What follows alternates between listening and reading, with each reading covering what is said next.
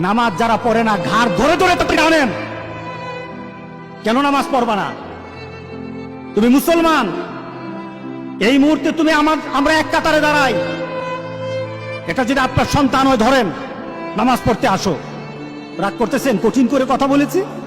আমি কঠিন করে বলি নাই। আমাকে বলানো হয়েছে মুহাম্মদ সাল্লাল্লাহু আলাইহি সাল্লামের কথা কঠিন ছিল নামাজের ব্যাপারে। কেউ যদি আমার কঠিন কথাকে কঠিন হিসাবে নেন তাহলে রাসূলকে কঠিন বানাতে হবে। রাসূল সাল্লাল্লাহু আলাইহি সাল্লাম বলেছেন, তোমার সন্তান 7 নামাজ শিখাও, তোমার সন্তান 10 নামাজ না পড়লে তারে পিটাও। কে বলেছেন? কে বলেছেন? রাসূল বলেছেন। তাহলে রাসূল কঠিন হলেন না? নামাজের ব্যাপারে কঠিন না? নামাজের ব্যাপারে আমরা কখনো সহজ হব না। রাজি আছি তো সবাই ইনশাআল্লাহ? নামাজের ব্যাপারে আমাদের কোনো সহজতা নাই, কোনো কম্প্রোমাইজ নাই, কারোর সাথে আমার সম্পর্ক নাই। নামাজ আছে তো Likey